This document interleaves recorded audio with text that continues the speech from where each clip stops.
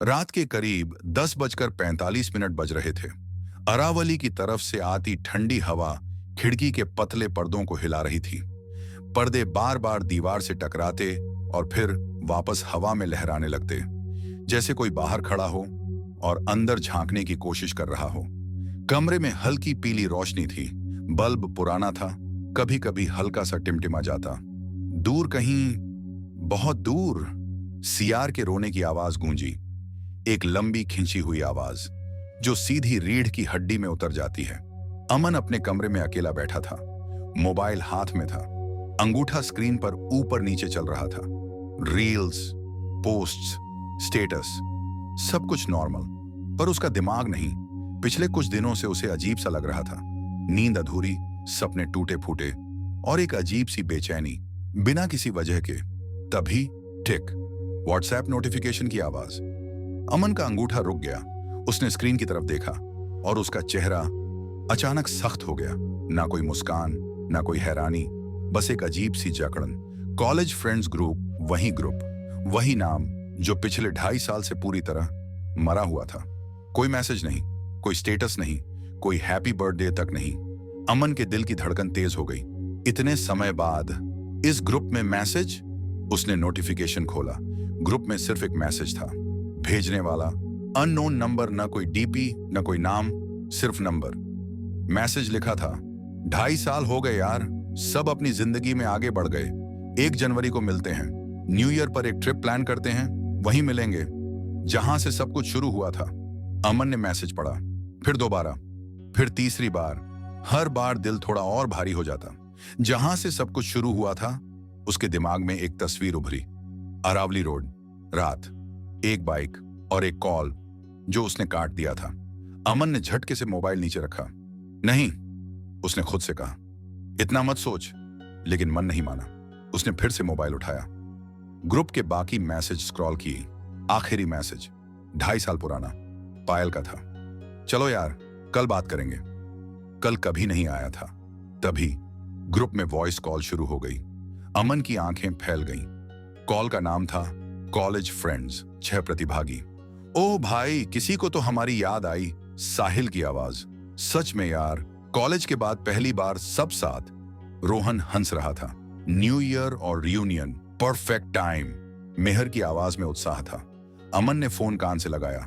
कुछ सेकंड चुप रहा, फिर धीमी आवाज में पूछा, पर यह मैसेज किसने भेजा है? कॉल में एक अजीब सी खामोशी छा गई, बस हल्की हल्की सांसों की आवाज। अरे यार, कबीर हंसा। फिर वही ओवर थिंकिंग शुरू। कोई मजाक कर रहा होगा, मेहर बोली, या किसी ने नया नंबर ले लिया होगा, रोहन ने कहा। अमन को लगा जैसे उसकी छाती पर कोई बैठ गया हो। तो फिर? उसकी आवाज थोड़ी कांप गई। ग्रुप एडमिन कौन है? फिर से चुप्पी। कुछ सेकंड बाद, अजीब है, पायल ने कहा, कोई एडमिन दिख ही नहीं रहा। अमन की उंगलियां ठंडी पड़ गईं। मतलब, साहिल बोला, ग्रुप है पर एडमिन कोई नहीं। कॉल अचानक कट गई। ना किसी ने बाएं बोला, ना हंसी, ना मजाक, बस कट। अमन मोबाइल को देखता रहा। स्क्रीन काली, कमरे में फिर वही सन्नाटा, लेकिन अब वो सन्नाटा अलग था, भारी, चुभने वाला। बाहर सियार फिर रोया, इस बार और पास से। अगली सुबह 1 जनवरी, सूरज निकला था। अरावली हाईवे के पास एक पुराना सा ढाबा। धूप हल्की थी, हवा ठंडी। ढाबे की लकड़ी की बेंचों पर सालों की धूल जमी थी। सबसे पहले पहुंची पायल। बाल खुले, चेहरे पर मुस्कान। यार, कितने दिन बाद सब मिल रहे हैं, उसने ढाबे वाले से कहा। कुछ देर बाद एक कार आकर रुकी। उसमें से साहिल और मेहर उतरे। अरे वाह, साहिल ने चारों तरफ देखा। फुल फिल्मी स्पॉट है। फिर दूर से बाइक की आवाज आई, तेज, आत्मविश्वास से भरी। कबीर हेलमेट उतारते हुए बोला, देखना, सबसे पहले मैं ही पहुंचा हूं। आखिर में दूसरी कार आई, उससे रोहन उतरा। सब हंस रहे थे। मजाक, सेल्फी, पर फिर अमन आया सबसे आखिर में। उसका चेहरा उतरा हुआ था। पायल ने तुरंत नोटिस किया। क्या हुआ, इतना टेंशन में क्यों है? अमन ने इधर उधर देखा, फिर सीधा सवाल किया, सच बताओ, तुम में से किसी ने वो मैसेज भेजा था? सब एक साथ बोले, नहीं। ढाबे पर अचानक सन्नाटा छा गया। तो जिसने भेजा? अमन बोला। वो है कौन? कोई जवाब नहीं। और आया क्यों नहीं? रोहन ने बात बदल दी। चलो यार, ट्रिप शुरू करते हैं। डिटेक्टिव बनने नहीं आए। सब गाड़ियों में बैठ गए। अमन ने पीछे देखा। ढाबा, सड़क और दूर तक फैली अरावली। उसे लगा जैसे कोई उन्हें जाते हुए देख रहा हो। अरावली का जंगल, जैसे जैसे गाड़ियां आगे बढ़ीं, पेड़ घने होते गए, सड़क पतली, धुंध उतर आई। अमन बार बार पीछे देखने लगा। बार बार पीछे क्यों देख रहा है? साहिल बोला। मुझे लग रहा है, अमन फुसफुसाया, कोई हमें फॉलो कर रहा है। पागल है क्या? जंगल है ये। तभी अमन ने पेड़ों के बीच एक साया देखा, सिर्फ एक पल के लिए। गाड़ी स्लो करो, मैंने किसी को देखा। बस कर यार। लेकिन अमन का डर बढ़ता गया। वॉकी टॉकी से कबीर की आवाज आई, पीछे वाले बहुत स्लो हो, ऐसे तो न्यू ईयर जंगल में ही मन जाएगा। स्पीड कम रख, रास्ता खतरनाक है। अरे कुछ नहीं होगा, मैं प्रो हूं। अगले ही पल धड़ाम। सुबह की धूप धीरे धीरे जंगल की पेड़ों के बीच उतर रही थी। अरावली का वो हाईवे जो दिन में सामान्य दिखता था, आज किसी अजीब सी चुप्पी और तनाव से भरा था। ढाबे के बाहर सभी दोस्त अपनी गाड़ियों के पास खड़े थे। पायल का चेहरा अब भी थोड़ा तनाव में था, लेकिन उसने मुस्कान बनाने की कोशिश की। साहिल और मेहर हंस रहे थे। रोहन हमेशा की तरह आत्मविश्वासी और मजाकिया। कबीर की बाइक टूटी पड्डी थी, पर वह जल्दी ही दूसरी गाड़ी से जुड़ गया। अमन सबसे आखिर में आया। उसका चेहरा उतरा हुआ था। पायल ने तुरंत देखा। क्या हुआ? उसने धीमी आवाज में पूछा। इतना टेंशन में क्यों हो? अमन ने सबकी आंखों में देखा, फिर सीधा सवाल किया। सच बताओ, तुम में से किसी ने वो मैसेज भेजा था? सबने एक साथ कहा, नहीं। ढाबे पर अचानक सन्नाटा छा गया। तो जिसने भेजा वो है कौन? अमन का गला खींच गया। और आया क्यों नहीं? रोहन ने कोशिश की माहौल हल्का करने की। चलो यार, ट्रिप शुरू करते हैं। डिटेक्टिव बनने नहीं आए। सब गाड़ियों में बैठ गए। सड़क धुंधली हो रही थी और पेड़ घने। जैसे ही गाड़ियों ने जंगल की ओर मोड़ा, अमन की बेचैनी और बढ़ गई। द फॉरेस्ट रोड अरावली की सड़क पर धुंध उतर आई थी। सूरज की रोशनी धुंध में बिखरी हुई थी। अमन बार बार पीछे देखने लगा। साइड मिरर में कुछ अजीब सा दिख रहा था, जैसे कोई छाया गाड़ियों का पीछा कर रही हो। बार बार पीछे क्यों देख रहा है? साहिल ने मजाक में कहा। मुझे लग रहा है, अमन ने फुसफुसाया, कोई हमें फॉलो कर रहा है। पागल है क्या? रोहन बोला। जंगल है, डरने की जरूरत नहीं। लेकिन जैसे ही गाड़ियां मोड़ से गुजरी, अमन ने पेड़ों के बीच अचानक एक साया देखा, सिर्फ एक पल के लिए, फिर गायब। गाड़ी स्लो करो, मैंने किसी को देखा, अमन ने कहा। बस कर यार, पायल ने फुसफुसाते हुए कहा। कबीर ने वॉकी टॉकी उठाया। पीछे वाले बहुत स्लो हो, ऐसे तो न्यू ईयर जंगल में ही मन जाएगा। स्पीड कम रखो, रास्ता खतरनाक है। मेहर की आवाज गंभीर थी। अरे कुछ नहीं होगा, मैं प्रो हूं। कबीर मुस्कुराया और तभी धड़ाम, कबीर की बाइक अचानक फिसल गई और सीधे खाई में जा गिरी। पायल की चीख जंगल में गूंजी। सब दौड़े नीचे देखने। खाई में केवल टूटी बाइक पड़ी थी, कबीर का कोई निशान नहीं। अमन कांपते हुए बोला, यह हादसा नहीं है। बस कर, रोहन ने कहा। भूत प्रेत शुरू मत कर। लेकिन तभी एक धीमी हंसी की आवाज जंगल की धुंध में गूंज उठी। अभी तो एक ही गया है। अमन की आंखों में डर और बढ़ गया। Arrival at the old guest house. शाम होते होते सब पुराने गेस्ट हाउस के सामने खड़े थे। ये गेस्ट हाउस अरावली में वर्षों से सुनसान था। टूटी खिड़कियां, जंग लगी लोहे की ग्रिल और दरवाजा जो हर समय चरमराता। यह जगह ठीक नहीं लग रही, अमन ने फुसफुसाया, और आगे जाने की हालत नहीं है। अचानक अमन का फोन बजा, वही अननोन नंबर। फोन उठाते ही दूसरी तरफ धीमी डरावनी हंसी। फोन कट गया। नेटवर्क ही नहीं है। फिर कॉल कैसे आया? पायल ने पूछा। कोई जवाब नहीं। रात गहराती गई। ऊपर से कदमों की आवाज आई, फिर वही हंसी। साहिल ऊपर देखने गया। अचानक लाइट बंद, फिर चीख। कुछ देर बाद साहिल का शव पेड़ से लटका मिला। रूढ़िवादी डर ने सभी के कदम थमाए। फिर एक एक करके रोहन और मेहर की मौत हुई। हर मौत के साथ मोबाइल पर एक मैसेज आया, एक और चला गया। अमन और पायल के दिलों में अब तक का सबसे गहरा डर समा गया। द रेवलेशन अंत में सिर्फ अमन और पायल बचे। अमन ने पुराने व्हाट्सएप ग्रुप को खोला। एक नाम, आदित्य कॉलेज का वही लड़का जिसे सब इग्नोर करते थे, जिसकी बाइक एक्सीडेंट में मौत हुई थी। वही नंबर, वही आवाज। अब याद आया? अरावली के अंधेरे में बाइक की हेडलाइट जली और फिर सब कुछ खामोश। अरावली जंगल में अचानक सब कुछ शांत हो गया। न हवा, न पत्तों की सरसराहट, बस अजीब सा सन्नाटा। अमन और पायल वहीं खड़े थे। दोनों के कानों में वही आवाज गूंज रही थी। अब याद आया। अमन की आंखें उस जगह पर जमी थीं जहां कुछ सेकंड पहले बाइक की हेडलाइट जली थी। पायल, क्या तुमने भी देखा? पायल के होंठ कांप रहे थे। हाँ, वो लाइट, वो यहीं था, अमन ने धीरे से कहा। अगर वो सच में आदित्य है तो इसका मतलब ये सब एक प्लान था। The college night flashback. Aman को अचानक सब याद आने लगा।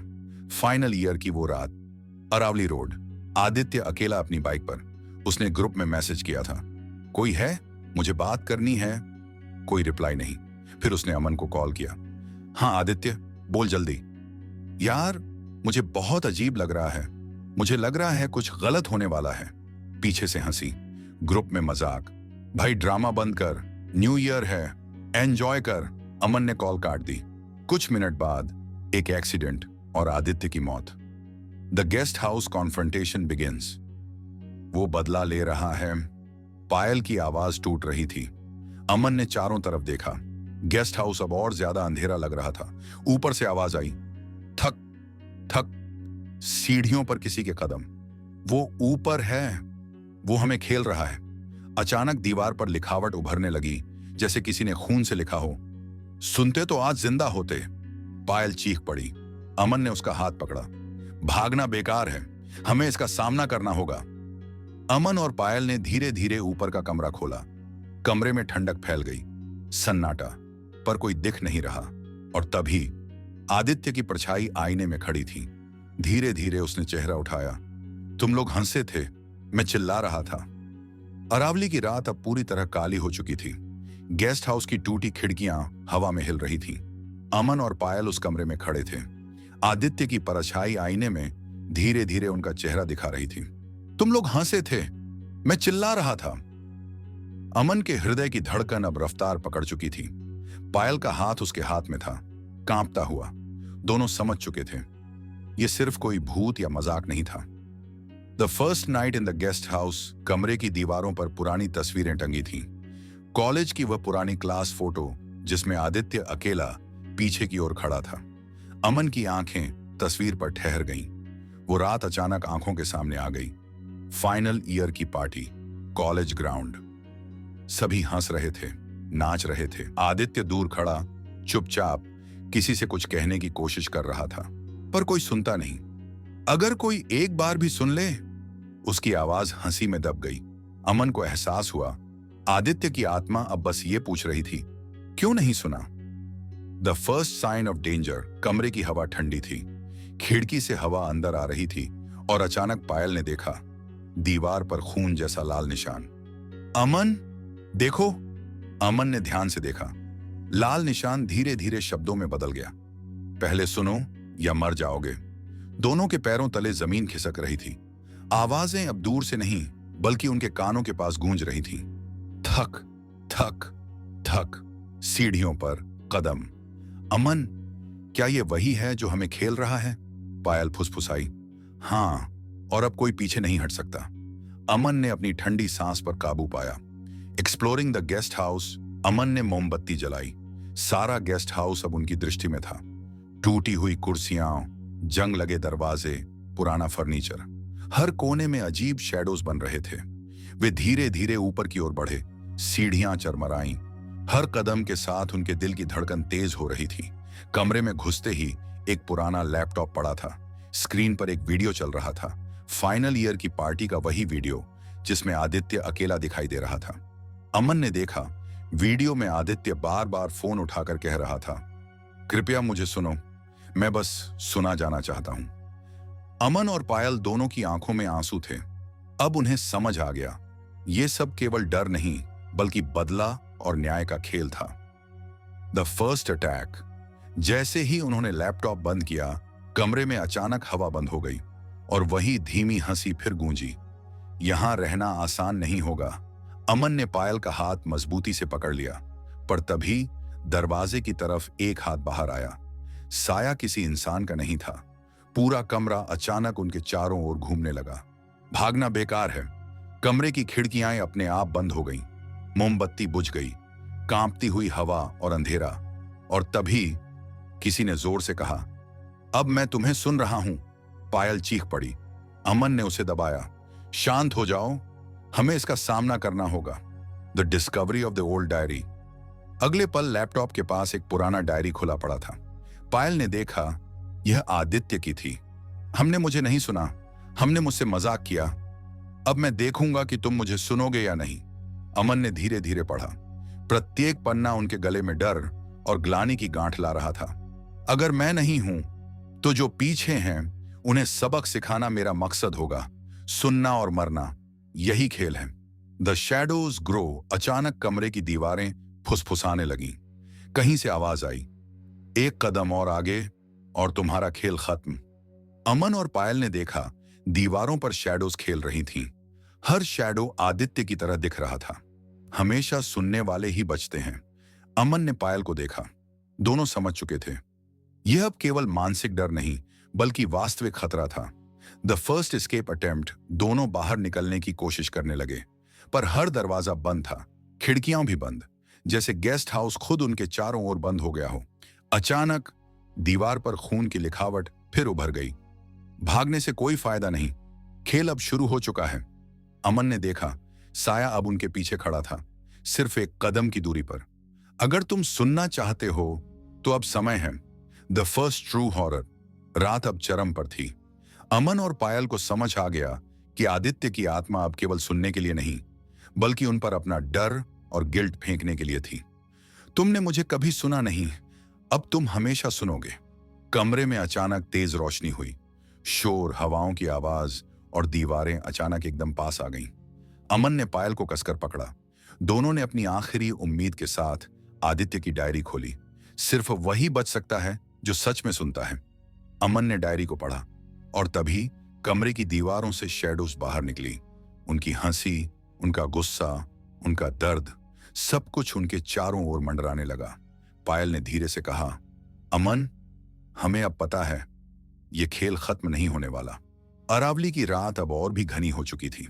गेस्ट हाउस के चारों तरफ धुंध घनी और असहनीय हो गई थी। अमन और पायल कमरे के बीच खड़े थे। दीवारों से शैडोज अब उनके चारों ओर घूम रही थीं। तुमने मुझे कभी सुना नहीं, अब तुम हमेशा सुनोगे। अमन ने डायरी को कसकर पकड़ लिया। पायल ने उसकी बांह में हाथ रखा। दोनों जानते थे, यह अब केवल डर नहीं बल्कि जीवन और मौत का खेल था। The first night of confrontation. कमरे में अचानक ठंडी हवा चली। खिड़कियां अपने आप खुल रही थीं। साया उनके चारों तरफ फैल गया। दीवारों पर लिखावट फिर उभर गई। सिर्फ वही बच सकता है जो सच में सुनता है। अमन ने डायरी खोली। अंदर लिखा था, मैं मर गया लेकिन मेरी कहानी रह गई। जो लोग इसे नहीं सुनते उन्हें यह सुनने के लिए भुगतान करना होगा। पायल ने धीरे से पूछा, अमन, क्या हम इसे रोक सकते हैं?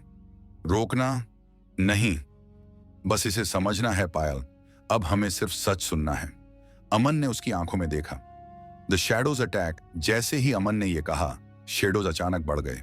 उनकी हंसी, उनका दर्द, उनका गुस्सा, सब कुछ कमरे में फैल गया। कहां भागोगे? अब मैं तुम्हें देख रहा हूं। पायल के पैरों तले जमीन खिसक रही थी। अमन ने महसूस किया, उनके चारों ओर कोई भी दीवार या दरवाजा अब काम नहीं कर रहा। हर कदम पर शैडोज उनके साथ थे। हमें लड़ना होगा या सुनना होगा, अमन ने कहा। अब कोई विकल्प नहीं है। Discovery of the hidden room. Aman ने ध्यान से कमरे को देखा। दीवार में एक पुराना दरवाजा था जो पहले किसी ने नहीं देखा। यहां अंदर कुछ है। दोनों ने धीरे धीरे दरवाजा खोला। एक और कमरा सामने आया।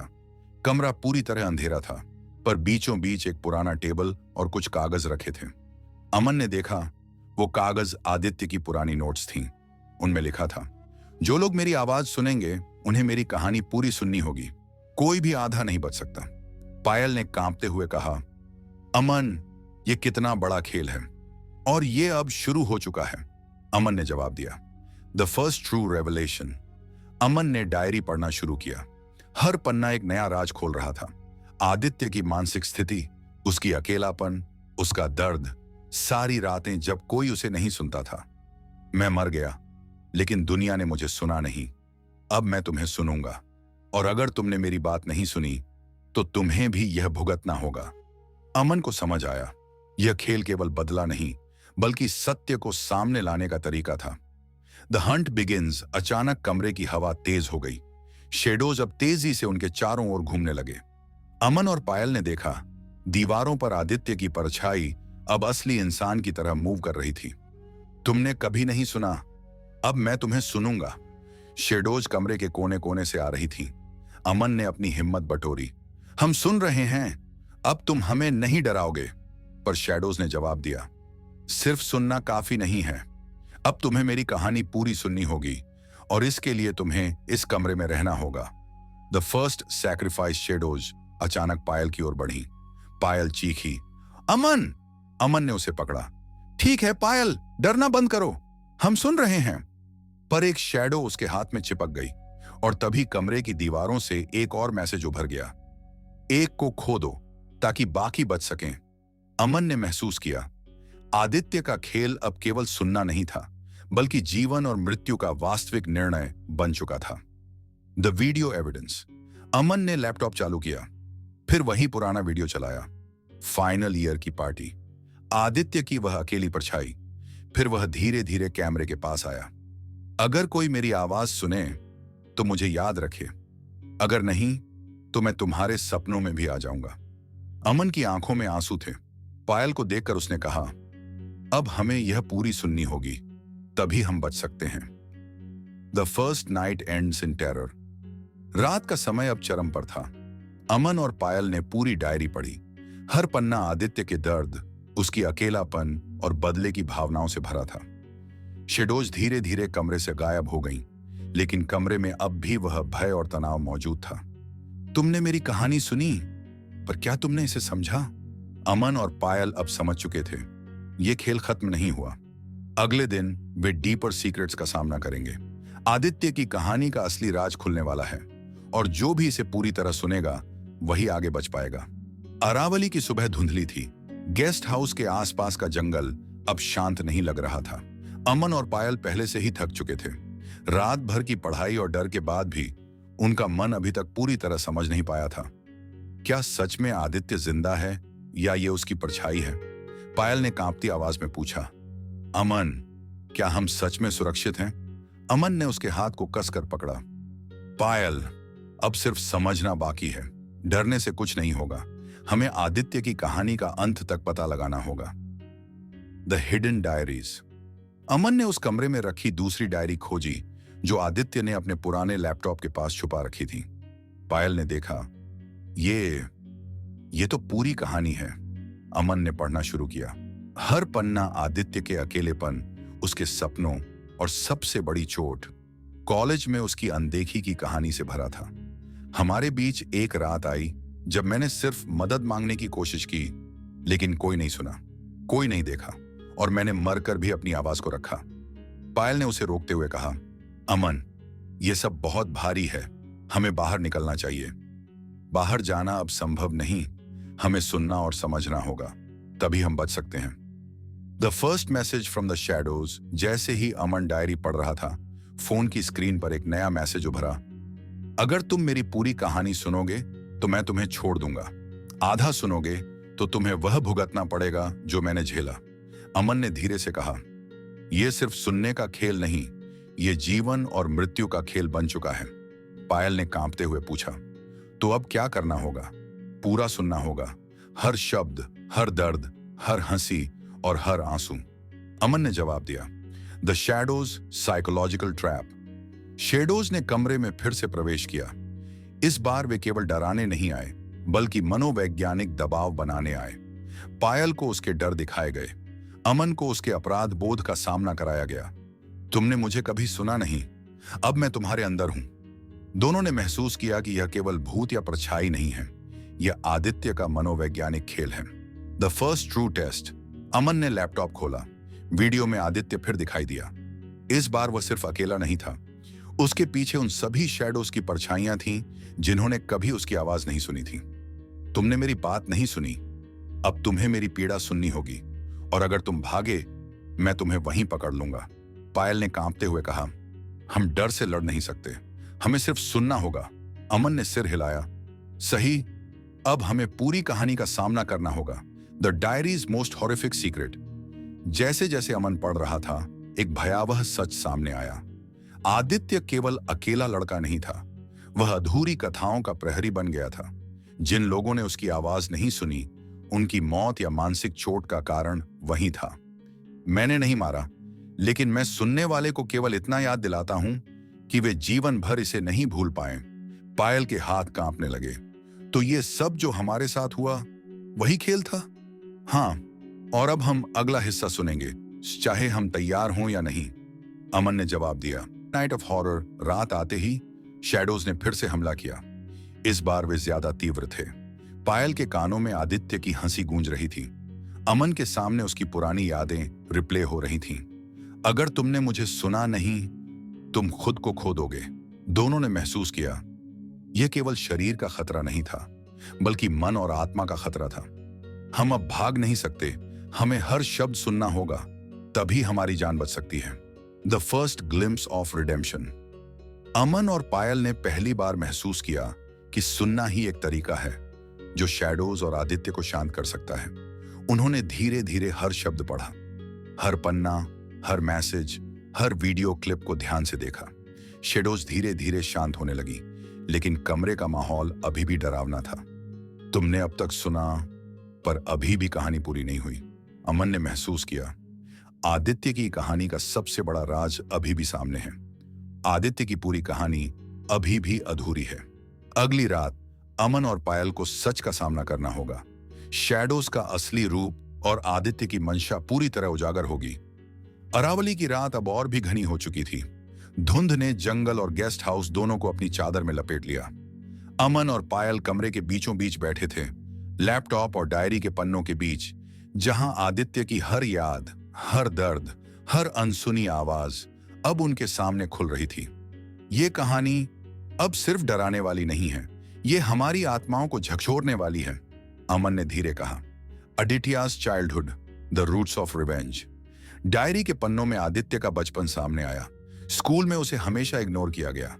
ग्रुप में कोई भी उसकी बातों पर ध्यान नहीं देता था।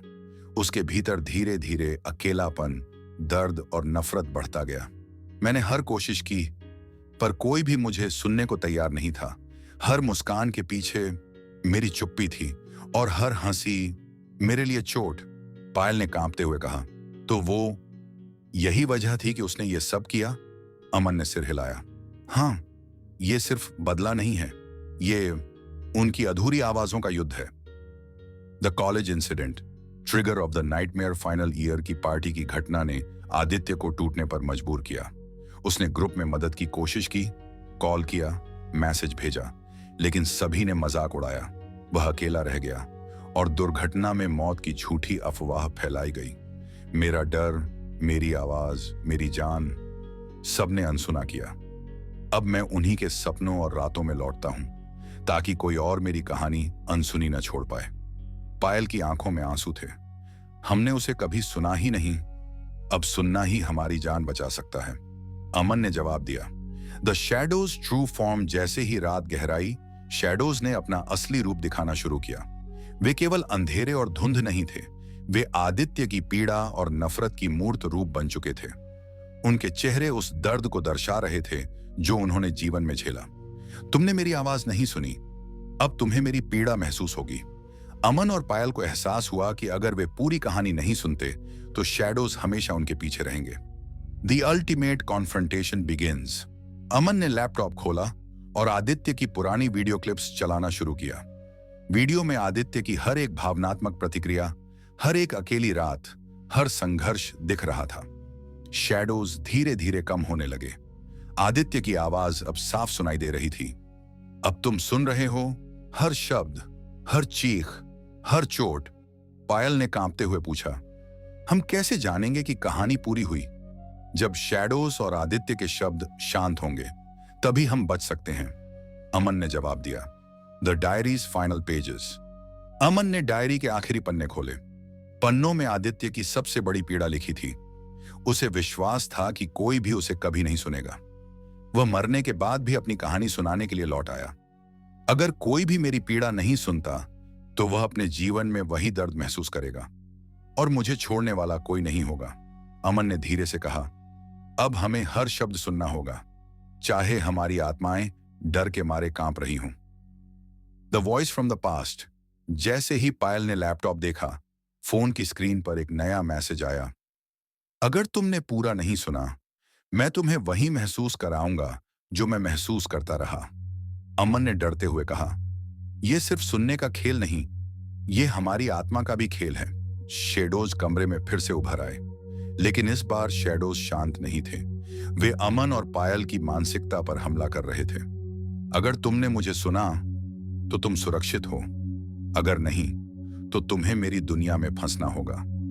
The first true understanding. Aman और पायल ने महसूस किया कि शैडोज केवल डर नहीं हैं, वे अदृश्य पीड़ा के प्रतीक हैं और आदित्य की कहानी सुनना ही उनकी शांति का तरीका है। उन्होंने हर पन्ना पढ़ा, हर वीडियो देखा, हर मैसेज सुना। शेडोज धीरे धीरे पीछे हटने लगे, लेकिन कमरे में अभी भी एक भारी सन्नाटा था। अब तुम्हें मेरी कहानी समझ आई? आदित्य की आवाज गूंज रही थी। हाँ, हमने सुनी, अब हमें छोड़ दो, अमन ने जवाब दिया। आदित्य की पूरी कहानी अब सामने आ चुकी है, लेकिन शैडोज पूरी तरह गायब नहीं हुए। अगली रात अमन और पायल को आदित्य के सबसे गहरे रहस्य और उसके अंतिम इरादों का सामना करना होगा। अरावली का जंगल अब रात के सबसे गहरे हिस्से में था। धुंध इतनी घनी थी कि हाथ आगे बढ़ाने पर भी कुछ दिखाई नहीं दे रहा था। अमन और पायल गेस्ट हाउस के सामने खड़े थे। हवा तेज थी, पत्ते सरसराते थे और कहीं दूर सियार की चीख गूंज रही थी। तुमने सुना हर शब्द, हर दर्द। अब तुम्हें असली कहानी देखने का समय है। अमन ने पायल का हाथ कसकर पकड़ा। तैयार हो जाओ, ये रात हमारी जिंदगी बदल सकती है। The door opens to truth. Guest house का जंग लगा दरवाजा धीरे धीरे खुला। भीतर अजीब ठंडक थी, जैसे समय खुद रुक गया हो। दीवारों पर शैडोज की हल्की झलकियां दिख रही थीं। अमन और पायल ने अंदर कदम रखा। कमरे में एक पुरानी कुर्सी रखी थी। उसी कुर्सी पर आदित्य की परछाई बैठी थी, पर अब उसका चेहरा और भी गंभीर और काला लग रहा था। तुमने मेरी कहानी सुन ली? अब देखो कि मैं कौन था और क्यों। ये केवल बदला नहीं है, ये न्याय है। आदित्याज हिडन रियलिटी। अमन ने लैपटॉप खोला।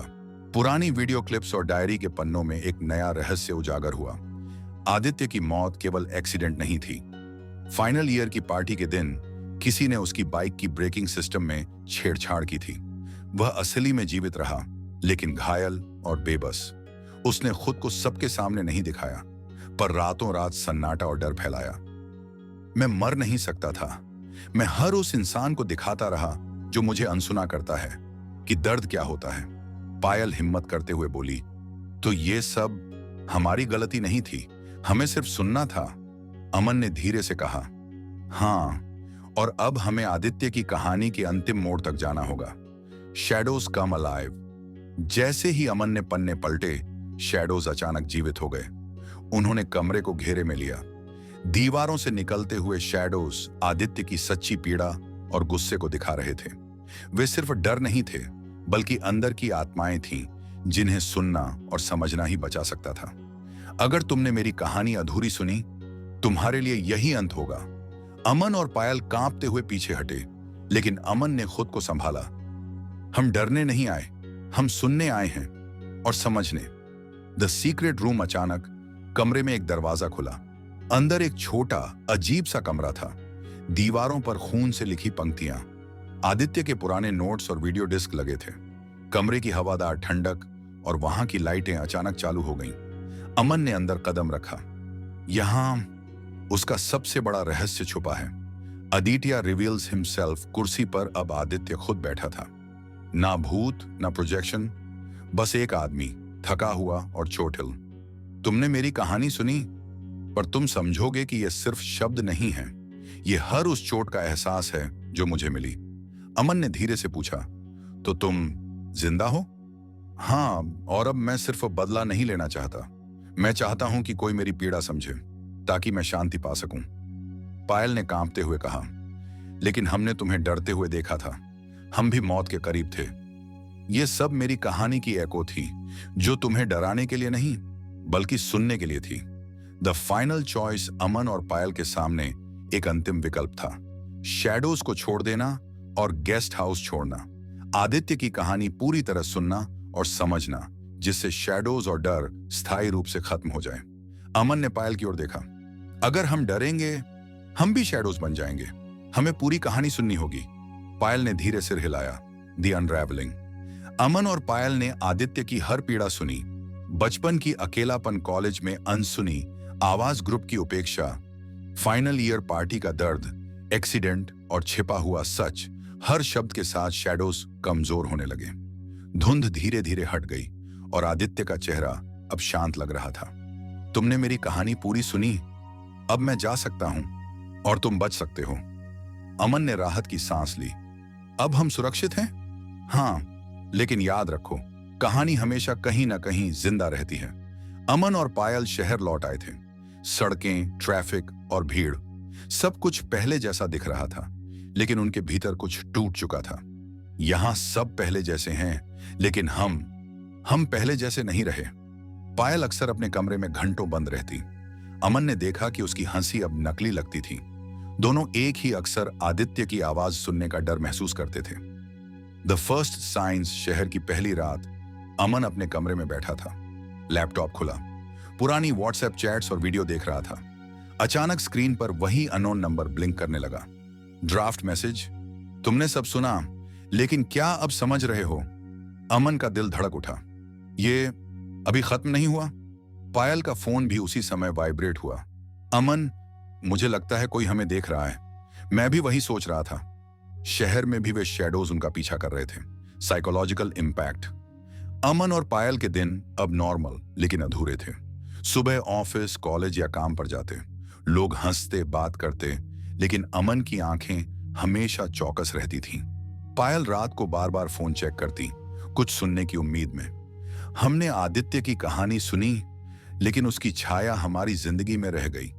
हर छोटे छोटे आवाज से उन्हें डर लगता। दरवाजे की खटखट, सिगरेट की जोर से जलती हुई आग, मोबाइल नोटिफिकेशन का अचानक बजना, ये सब उन्हें वो जंगल और गेस्ट हाउस याद दिलाते। The first encounter in the city. एक रात अमन अकेले अपने अपार्टमेंट में था। अचानक खिड़की पर शैडो जैसी हल्की परछाई दिखाई दी। सांसें तेज हो गईं। एक फेमिलियर हंसी कानों में गूंजने लगी। अब तुम समझ रहे हो, ये कहानी सिर्फ गेस्ट हाउस तक सीमित नहीं थी। अमन कांपते हुए फोन उठा। पायल, तुम ठीक हो? अमन, अजय, मुझे भी वही दिखा, वही लाइट, वही शैडो। शहर में भी अदृश्य आदित्य उनका पीछा कर रहा था। Haunting in everyday life. Aman और पायल के साथ अब साधारण चीजें भी डरावनी हो गई थीं। सड़क पर गुजरती कारों की हेडलाइट उन्हें वही बाइक याद दिलाती। मॉल 3 में किसी बच्चे की हंसी आदित्य की हंसी लगती। ऑफिस में किसी का सडन कॉल आदित्य की आवाज की तरह महसूस होता। हम कहीं भी सुरक्षित नहीं हैं। शैडोज हमारे भीतर हैं। The phone messages. कंटिन्यू पुराना नंबर कभी कभी एक्टिव हो जाता। Draft messages. कहानी खत्म नहीं हुई, सुनना जारी रखो। भी तो 3 डॉट्स ब्लिंक होते और टाइपिंग महसूस होती, जैसे कोई कमरे में खड़ा हो और इंतजार कर रहा हो। अमन और पायल के लिए अब यह सिर्फ पैरानोया नहीं, बल्कि रियलिटी बन चुकी थी। The breakdown. पायल धीरे धीरे टूटने लगी। नींद कम, हंसी नकली, बार बार वही फ्रेजेस दोहराना। क्या हमने उसे सही सुना? क्या शैडोज हमेशा हमारे साथ रहेंगे? अमन भी चुप रह गया, लेकिन उसने खुद को संभाला, क्योंकि उसे पता था कि भय और गिल्ट ही आदित्य की लेगेसी है। हम सिर्फ सुन सकते हैं, डरने का कोई मतलब नहीं। The decision. अमन ने पायल से कहा, हमें शैडोज से लड़ने की कोशिश नहीं करनी चाहिए। हमें उन्हें समझना है, उनका सामना करना है। उन्होंने पुराने वीडियो और चैट्स खोलना शुरू किया। हर फ्रेम, हर मैसेज, हर लाफ अब उन्हें आदित्य की पूरी स्टोरी समझने में मदद कर रहा था। यह सब सिर्फ डर पैदा करने के लिए नहीं था, यह हमारी चेतना को जागृत करने के लिए था। अब हम कहानी के उस मोड़ पर पहुंच रहे हैं जहां डर सिर्फ बाहर नहीं, अंदर भी बोलने लगता है। शहर वही था, वही सड़कें, वही ट्रैफिक, वही सुबह की भागदौड़। लेकिन अमन को हर सुबह ऐसा लगता जैसे वो किसी ऐसे शहर में जाग रहा हो जहां दीवारें सुनती हैं और साए देखते हैं। अरावली से लौटे हुए अब लगभग 3 हफ्ते हो चुके थे। कोई न्यूज नहीं, कोई रिपोर्ट नहीं, कोई केस नहीं। पुलिस की फाइल में लिखा था, friends went on a trip, 2 returned in shock. Others presume missing. No evidence of foul play. Foul play नहीं। अमन जब ये लाइन पढ़ता तो उसे हंसी आती थी, कड़वी, खोखली हंसी। अगर ये फाउल प्ले नहीं था तो इंसाफ क्या होता है? पायल अब पहले जैसी नहीं थी। वो बाहर जाती थी पर भीड़ से दूर रहती, कैफे में बैठी होती, लेकिन आंखें शीशे में किसी और को ढूंढती। कई बार वो अचानक पूछ बैठती, अमन, अगर कोई कमरे में हो लेकिन दिखे नहीं तो क्या उसे माना जा सकता है? अमन समझ जाता वो सवाल नहीं था, वो डर था।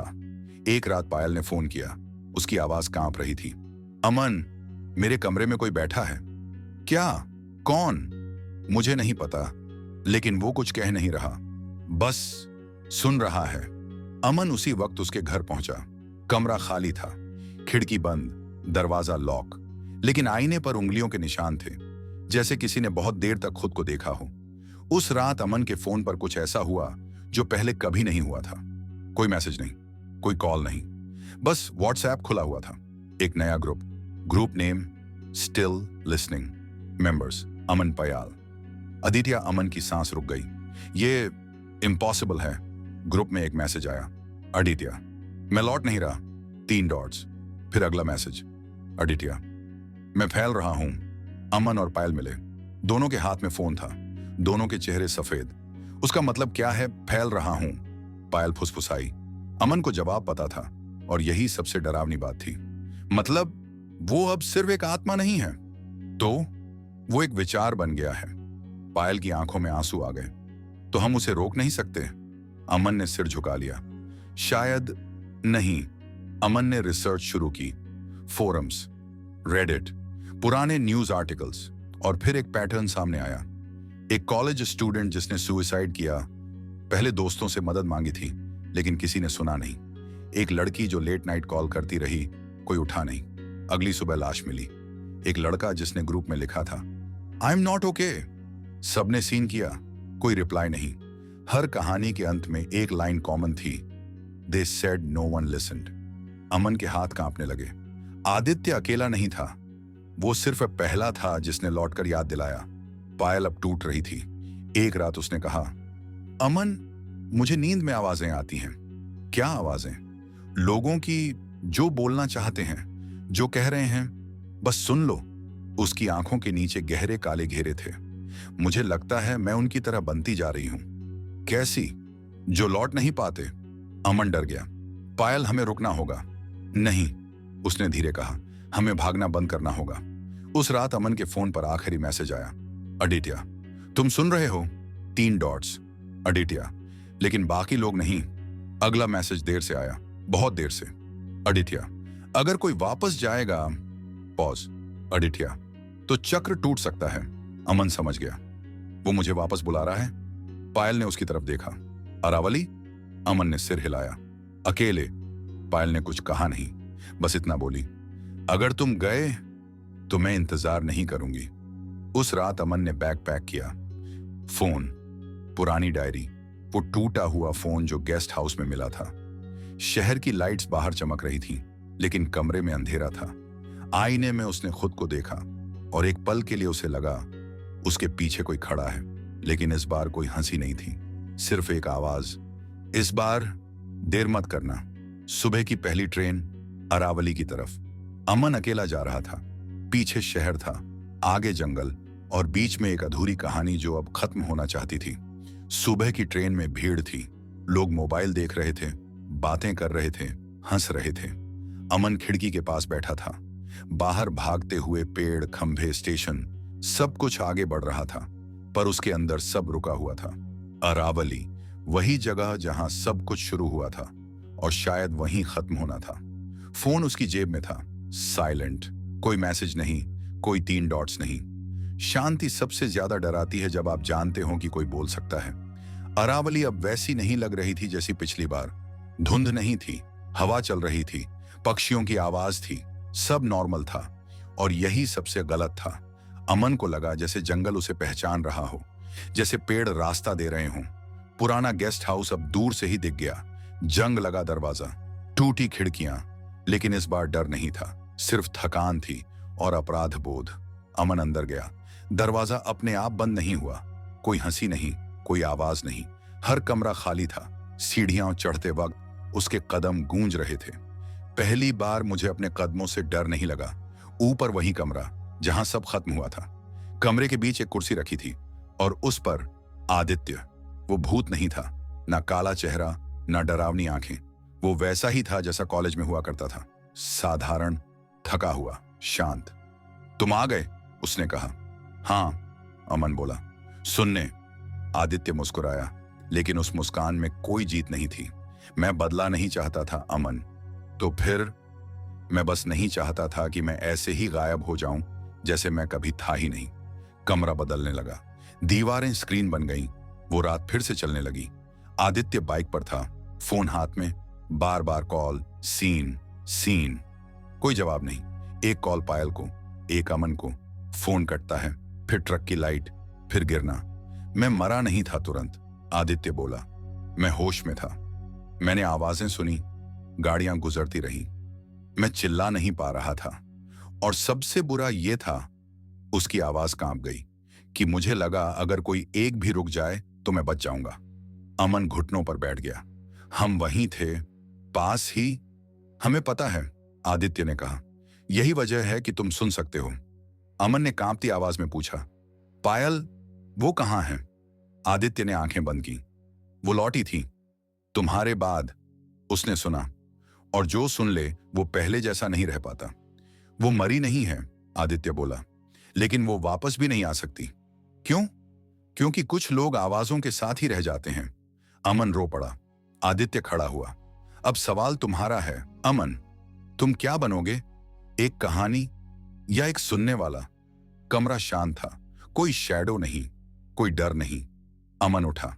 मैं कहानी नहीं बनना चाहता। मैं चाहता हूं कि अगली आदित्य लौटे नहीं। आदित्य ने उसे देखा लंबे समय तक। तो तुम्हें मेरी जगह लेनी होगी? मतलब? किसी को तो यहां रहना होगा, जो सुने, जो रोके, जो वापस ना जाए। कमरा ठंडा हो गया। अमन ने गहरी सांस ली।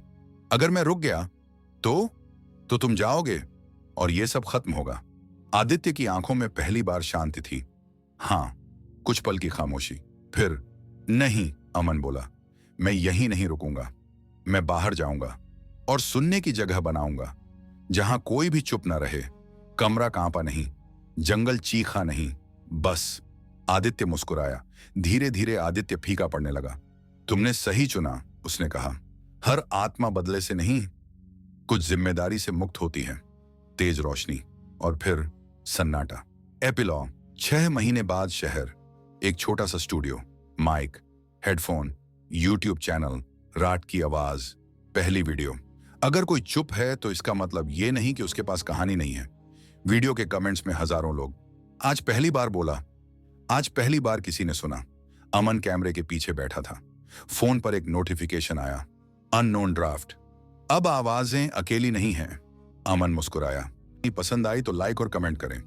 चैनल को सब्सक्राइब करें ताकि आपको ऐसी कहानियां मिल सकें। धन्यवाद। आपका दिन मंगलमय हो।